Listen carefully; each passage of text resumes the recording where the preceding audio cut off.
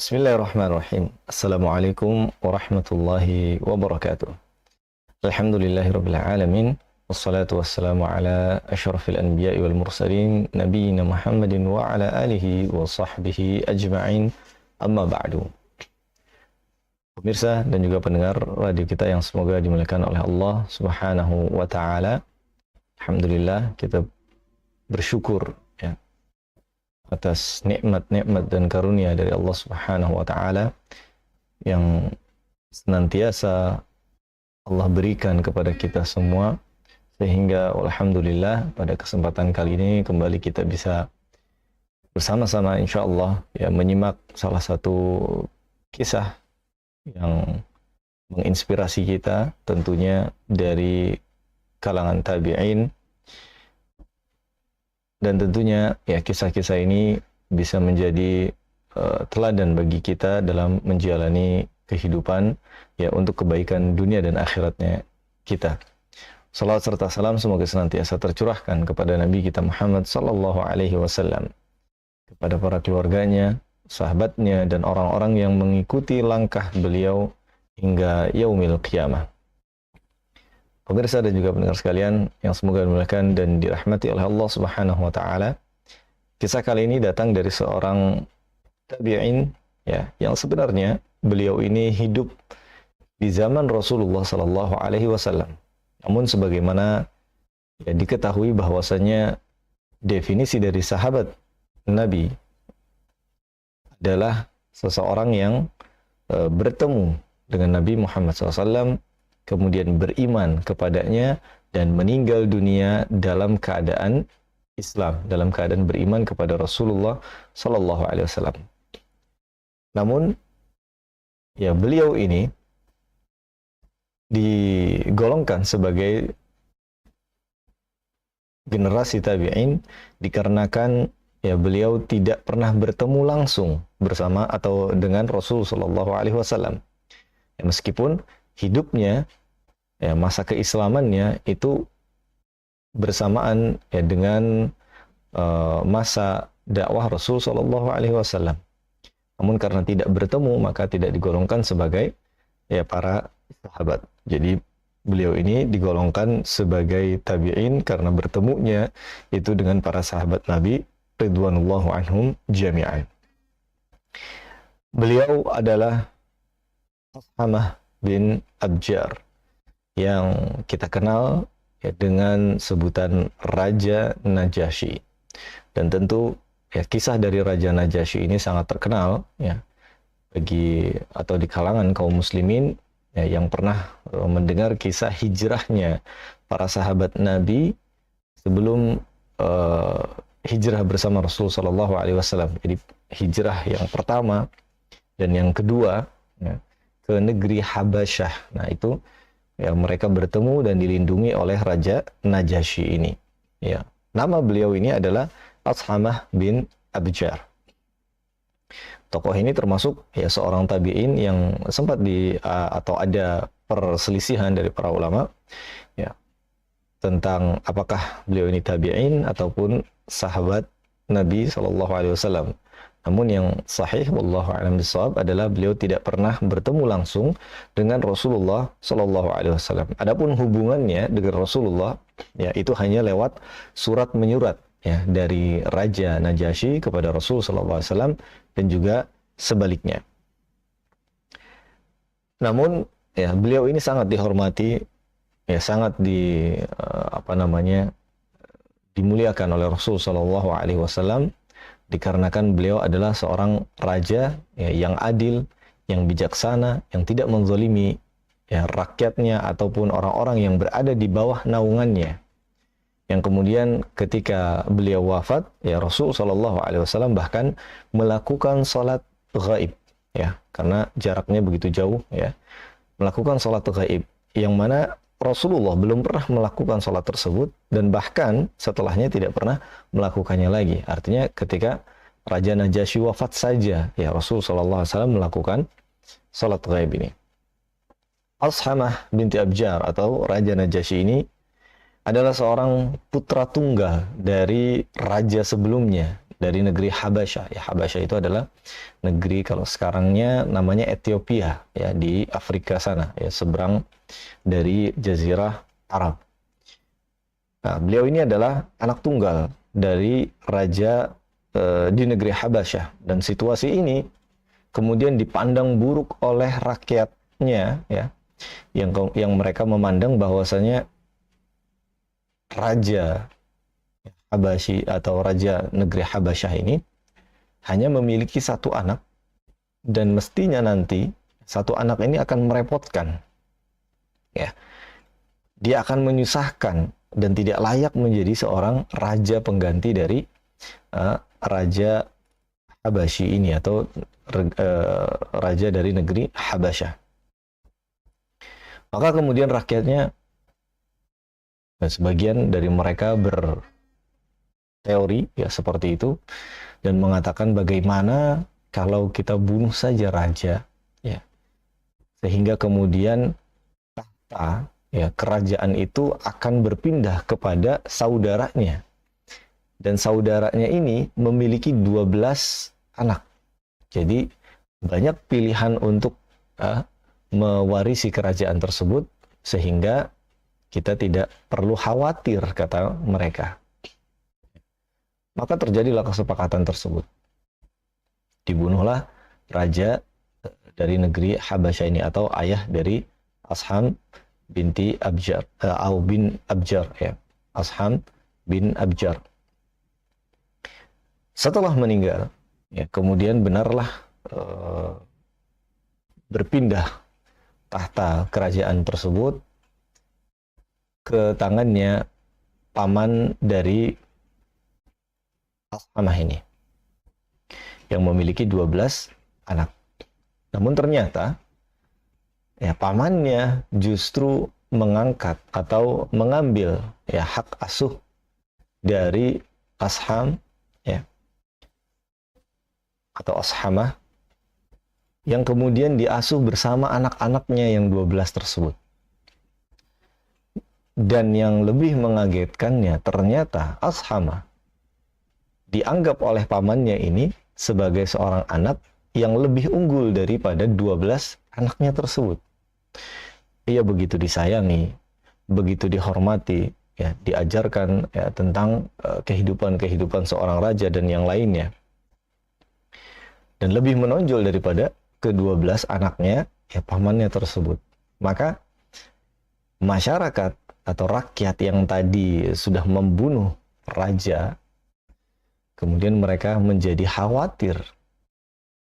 Kalau seperti ini, justru kita akan khawatir nanti anak tersebut, ya, Ashamah tersebut, akan tumbuh menjadi seorang yang dewasa, kemudian justru malah diangkat, ya, sebagai raja oleh pamannya tersebut. Dan ketika nanti dia sudah menjadi raja, pasti dia akan balas dendam kepada kita, katanya. Jadi mereka membuat teori, kemudian melaksanakan pembunuhan itu, kemudian mereka khawatir sendiri dengan keadaan mereka. Dan ini tentunya, ya, adalah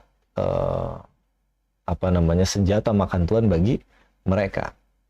Namun tumbuhnya Ashamah ini ternyata tidak seperti apa yang dibayangkan oleh rakyatnya, seorang yang pendendam, pemarah, ya, kemudian akan menyusahkan dan yang lainnya. Justru beliau ini tumbuh menjadi seorang yang dewasa, yang bijaksana, yang arif, ya, dan bahkan terkenal sebagai seorang raja, ya, nantinya ketika dilantik menjadi raja, yang tidak pernah menzalimi rakyatnya ataupun orang-orang yang berada di bawah naungannya. Nah, setelah itu rakyat tersebut kembali berteori, ya, dan membuat rencana baru bagaimana kalau kita bunuh saja Ashamah ini, ya, karena nanti ketika dia dewasa dan menjadi raja, pasti kita akan dibalas, ya, kita akan dibunuh oleh dia. Maka ia pun meminta kepada raja yang pamannya Ashamah itu untuk membunuh Ashamah. Maka tentu saja, ya, pamannya atau sang raja ini begitu marahnya kepada rakyat. Ya, kalian adalah seburuk-buruknya kaum. Kalian telah membunuh ayahnya, kemudian kalian menyuruh diriku untuk membunuh anaknya. Kemudian terjadi perdebatan di sana, ya. Dan rakyatnya terus mendesak hari demi hari, ya, terus mendesak sang raja untuk membunuh Ashamah ini. Sampai kemudian ya, tidak ditemukan jalan keluar kecuali mereka mengatakan kita usir saja anak ini keluar Habasyah, sehingga dia tidak tinggal di sini dan tidak akan menjadi raja, ya. Jadi tidak akan ada pembalasan dendam kepada mereka. Terus didesak seperti itu dan tidak ada pilihan lain, ya, singkatnya raja ini kemudian akhirnya harus mengikuti apa yang didesak oleh rakyatnya tersebut, ya. Jadi rakyatnya, karena jumlah rakyat itu banyak, ya, yang kemudian terus-menerus mendesak pemimpinnya untuk mengusir Ashamah. Maka kemudian diusirlah Ashamah dari negeri Habasyah. Namun Allah Subhanahu wa taala ternyata punya rencana yang lain. Di hari tersebut, ya, atau setelah kejadian tersebut, setelah diusir, diberangkatkan ke negeri mana yang mereka juga sebenarnya, ya, tidak tahu tujuan mengusirnya kemana atau mengasingkannya kemana. Kemudian terjadilah badai yang besar di negeri Habasyah yang kemudian sampai menjatuhkan salah satu dari puing istananya, atau pasak ataupun tiang, ya, dari istana raja negeri Habasyah tersebut, dan kemudian menimpa sang raja, yaitu pamannya Ashamah, ya. Namun tidak langsung wafat di sana, ya, selang beberapa hari atau beberapa waktu barulah ia meninggal dunia. Maka kemudian rakyatnya kembali, ya, merasa bingung bagaimana ini, ya, raja sudah meninggal. Ada 12 penerusnya, maka dipilihlah satu persatu, ya, diseleksi kriteria-kriteria yang pantas untuk menjadi raja. Ternyata, ya, dengan izin Allah, mereka ber-12 ini tidak ada yang cocok, tidak ada yang layak menjadi seorang raja. Maka kembali bingung, ya, rakyatnya ini. Ashamah sudah diusir, rajanya sudah meninggal, ya, kemudian 12 anaknya tidak ada yang layak untuk menjadi seorang raja, ya, dari kriterianya, sifat-sifatnya, dan yang lainnya. Maka kemudian salah satu dari mereka mengatakan, sepertinya tidak ada yang layak menjadi raja, ya, di sini, di Habasyah ini, kecuali Ashamah, ya, dibandingkan dengan 12 orang anaknya raja tersebut. Maka kalau kalian ingin kebaikan untuk negeri Habasyah, maka panggillah Ashamah dan jadikanlah ia raja. Maka kemudian rakyatnya mencari Ashamah, ya, sehingga setelah ditemukan, ya, kemudian diberikan mahkotanya, mereka pun berbaiat kepada Ashamah, dan jadilah Ashamah ini seorang raja di negeri Habasyah, dan dia atau beliau, ya, dikenal dengan Raja Najasyi, ya, disebut sebagai Raja Najasyi. Pemirsa dan juga pendengar sekalian yang semoga dimuliakan oleh Allah Subhanahu wa taala, bersamaan dengan dilantiknya atau dibaiatnya Raja Najasyi ini, itu ternyata Allah Subhanahu wa taala juga mengutus Rasulullah sallallahu alaihi wasallam di kota Makkah, yang menjadi seorang nabi dan rasul. Ya, mereka, yakni penduduk negeri Habasyah, ya, tinggal di negeri Habasyah ini dengan tentram, dengan damai, ya, di bawah naungan, di bawah kepemimpinan Raja Najasyi. Adapun di kota Makkah, Rasulullah SAW terus berdakwah, ya, 1 tahun pertama, 2 tahun pertama, 3 tahun, kemudian berlangsung dakwahnya terus, ya, sehingga mendapatkan para sahabat Nabi, ya, artinya orang-orang yang beriman kepada Rasulullah SAW, ya. Namun seiring berjalannya waktu, mereka terus disiksa, terus diganggu, ya, tidak bisa atau tidak diberikan kesempatan untuk beribadah kepada Allah Subhanahu wa taala. Bahkan, ya, ada dari atau di antara mereka yang dibunuh oleh musyrikin Quraisy, ya, seperti Yasir, ya, ataupun istrinya, ya, Sumayyah, yang menjadi awwalu syahidatin fil Islam, seorang syahidah, ya, yang pertama dalam sejarah Islam. Nah, kemudian ya, para sahabat ini diperintahkan oleh Allah Subhanahu wa taala, ya, dan juga lewat lisan Rasulnya sallallahu alaihi wasallam untuk berhijrah, ya, dari Mekah yang di sana mereka diganggu terus, sehari-harinya diganggu, disiksa, ya, diolok-olok, tidak nyaman, dibuat tidak nyaman mereka hidup di Mekah tersebut. Maka diperintahkanlah, ya, berhijrah ke negeri Habasyah, dan Allah Subhanahu wa taala telah mengabarkan kepada Rasulnya SAW, di sana ada seorang raja yang adil, yang bijaksana, yang tidak pernah menzalimi rakyatnya selama ia menjabat sebagai seorang raja.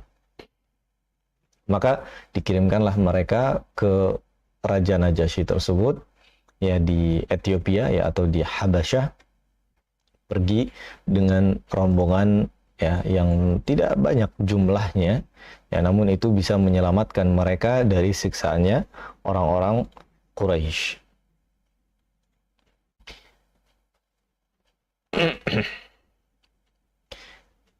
Pemirsa dan juga pendengar sekalian yang semoga dimuliakan oleh Allah Subhanahu wa taala, hijrahnya kaum muslimin ini ternyata tidak sebegitu mulus, ya. Meskipun memang musyrikin Quraisy mereka mengejar kaum muslimin yang ingin berhijrah ke negeri Habasyah, namun, ya, mereka tidak berhasil menangkap kaum muslimin, ya. Atau setelah kejadian tersebut, musyrikin Quraisy mereka membuat rencana untuk mengembalikan kaum muslimin dari negeri Habasyah ke Mekah. Maka diutuslah 2 orang, di antara mereka orang yang paling cerdas, yang bisa berorasi atau yang pandai retorikanya, ya, untuk bernegosiasi dengan Raja Najasyi agar bisa mengembalikan kaum muslimin kepada keluarga mereka. Mereka membuat alasan bahwa kaum muslimin ini adalah orang-orang kemarin sore, ya, yang mereka meninggalkan agama nenek moyang mereka mencela sesembahan nenek moyang mereka, ya, kemudian mereka pergi ke negeri Habasyah untuk berlindung di sana. Ya. Namun Raja Najasyi bukan seorang yang bodoh, ya, beliau adalah orang yang cerdas, dan beliau tidak akan memutuskan, ya, satu keputusan kecuali telah menguasai perkaranya dan akan memutuskan dengan bijaksana. Maka, ya, ketika Amr bin As, ya, dan juga Abdullah bin Rabi'ah, ya, datang sebelum mereka masuk Islam, ya, datang dengan utusan dari musyrikin Quraisy untuk bernegosiasi dengan Raja Najasyi. Mereka berdua datang, ya, nego kepada Raja Najasyi, namun Raja Najasyi tidak langsung mengiyakan. Ya, ternyata Raja Najasyi ingin juga mendengar, ya, alasan atau siapa sebenarnya kaum muslimin ini, ya. Maka majulah salah seorang dari kaum muslimin, yaitu Ja'far, ya, bin Abi Thalib, seorang sahabat yang juga ahli, ya, dalam tutur katanya. Terjadilah di sana tawar-menawar yang intinya, ya, adalah Ja'far bin Abi Thalib menjawab apa yang telah dituduhkan, ya, oleh kaum musyrikin Quraisy ini. Ya, Ja'far menjawab kepada Raja Najasyi bahwa kami adalah yang dulunya, ya, menyembah berhala, ya, kemudian berbuat zina, kemudian meminum khamar dan melakukan hal-hal yang tidak baik. Yang kemudian sampailah datang seorang Rasul bernama Muhammad, yang dia adalah termasuk dari golongan kami, artinya yang terlahir dari, ya, keluarga kami juga, ya, ini orang Quraisy juga, membawa kepada kebenaran, ya, untuk tidak berbuat curang, untuk tidak berbuat zalim, untuk tidak melakukan kejahatan-kejahatan, mencuri, membunuh, ya, kemudian tidak berzina dan yang lainnya. Dan yang paling inti dari ajaran Rasul SAW adalah agar menyembah hanya kepada Allah Subhanahu wa Ta'ala saja. Jadi dibantah ya dengan apa yang telah diajarkan oleh Rasulullah Sallallahu Alaihi Wasallam. Di hari tersebut, ya, kemudian Ja'far bin Abi Thalib bersama kaum muslimin tetap dilindungi oleh Raja Najasyi. Ya, namun ternyata Amr bin Al-As tidak puas dengan keputusan Raja Najasyi tersebut. Maka di hari keduanya ia membuat strategi lagi. Baiklah, setelah ini aku akan datang lagi ke Raja Najasyi untuk bernegosiasi. Bahkan ia mengatakan tentang apa yang bersinggungan dengan agamanya Raja Najasyi saat itu. Itu adalah agama Nasrani, yang mana mereka menyembah ya Trinitas ya. Kemudian ditawarkan untuk bernegosiasi lagi. Amr bin Al-As pun mengatakan, apakah kamu tidak ingin mendengar apa yang dikatakan oleh kaum muslimin ini tentang Isa ibni Maryam? Ya. Maka Ja'far bin Abi Thalib lagi dan lagi ya dengan kejujurannya menjawab apa adanya, apa yang telah disampaikan oleh Rasul SAW. Dan apa yang disampaikan ya, dari Rasul ini berasal dari wahyu Allah Subhanahu wa Ta'ala. yakni Isa ibni Maryam adalah seorang yang ditiupkan ruhnya oleh Allah Subhanahu wa Ta'ala melalui kalimatullah ya. Kalimatullah wa ruhu alqaha ila Maryam ya, yang ditiupkan kepada Maryam, seorang yang gadis ya, yang tidak bersuami, namun kemudian Allah tiupkan ruh dan janin di dalam perutnya. Maka kemudian ya, Raja Najasyi pun mengangguk-angguk, bahkan ya, ia sangat terkagum dengan jawaban dari Ja'far bin Abi Thalib. Dan Raja Najasyi meminta dibacakan salah satu dari apa yang telah disampaikan oleh Rasul Shallallahu Alaihi Wasallam. Maka Ja'far bin Abi Thalib pun membacakan surat Maryam, ya, yang mana ini isinya adalah ya tentang Maryam dan juga Nabi Isa alaihissalam ya, dan di sana isinya tentu tentang penjelasan bagaimana Nabi Isa alaihissalam dilahirkan, bagaimana kehidupan dari Maryam sebelumnya, dan terus ya disampaikan begitu pula dengan apa yang dibawa oleh Nabi Isa alaihissalam yang tidak ada bedanya dengan Rasulullah SAW, yaitu tentang ketauhidan kepada Allah Subhanahu wa Ta'ala. Maka setelah mendengar itu Raja Najasyi pun menangis ya, bahkan dikatakan sampai jenggotnya basah ya, artinya benar-benar menangis ya, mengucurkan air mata.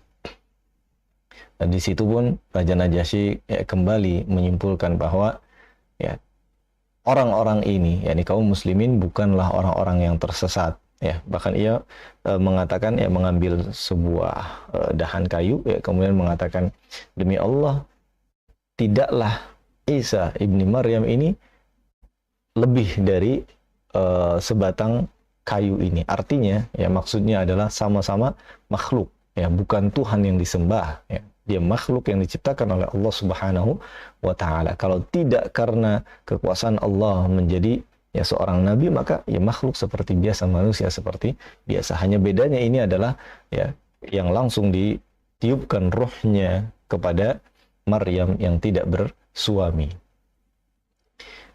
Pemirsa dan juga pendengar sekalian yang semoga dimuliakan oleh Allah Subhanahu wa Ta'ala, ya, masih ada beberapa potongan dari kisah Raja Najasyi ini, ya, terutama di saat beliau masuk Islam dan bagaimana kiprah beliau ya, dalam sejarah Islam, dan insya Allah akan kita bahas di ya, pertemuan selanjutnya. Ya, adapun pertemuan kali ini ya, kita mengenal Raja Najasyi, dan tentunya di sana ada ya beberapa pelajaran yang bisa kita ambil. Di antaranya adalah apa yang dilakukan oleh masyarakat negeri Habasyah ketika membunuh ayahnya Raja Najasyi atau Ashamah ya, yaitu seseorang yang ingin ya sampai kepada sesuatu, tapi ternyata dia terburu-buru dengan membunuhnya, ya, dengan dengan cara yang batil, dengan cara yang tidak baik, maka Allah Subhanahu wa taala tidak mengizinkan ia mendapatkan atau mereka mendapatkan apa yang mereka mau. Man ista'jala syai' qabla awanihi uqiba bihirmani, yang justru malah mereka mempercepat itu, ya, untuk mendapatkan raja yang baru, justru Allah hapuskan semua angan-angan mereka. Mereka diharamkan, ditutup oleh Allah Subhanahu wa taala celah mereka mendapatkan raja tersebut. Maka kembalinya ya tetap kepada Raja Najasyi, ya, Ashamah, ya, yang menjadi penerus dari raja di negeri Habasyah tersebut. Kemudian pelajaran berikutnya yang bisa kita ambil, ya, tentunya adalah seorang yang cerdas, orang yang mau berpikir, orang yang mau, ya, atau yang memiliki sifat arif dan bijaksana. Terlepas dari dia adalah seorang raja atau bukan, tentunya ia akan menerima apa yang disampaikan oleh Rasulullah SAW, ya, dengan segala kebenarannya, dengan segala kejujurannya. Jika mau diperhitungkan lagi, jika mau dipikirkan kembali, diresapi lagi, maka kebenaran itu datangnya dari Allah Subhanahu wa taala, dan tidak ada celah, ya, seseorang untuk melawan kebenaran tersebut, karena selamanya kebenaran itu akan menang, ya, di hadapan kebatilan, sebagaimana yang dilakukan oleh Ja'far bin Abi Thalib ketika menjawab pertanyaan-pertanyaan dari Amr bin Al-As, dan senantiasa, ya, Allah berikan kemenangan bagi mereka, ya, lewat kebijaksanaan, kecerdasan dari Raja Najasyi tersebut. Demikian apa yang bisa disampaikan pemirsa dan juga pendengar sekalian, semoga bermanfaat untuk kita semua. Sallallahu ala nabiyina Muhammadin wa ala alihi wa sahbihi wasallam, wa akhiru da'wana alhamdulillahi rabbil alamin. Wassalamualaikum warahmatullahi wabarakatuh. 94,3 FM Kita Radio.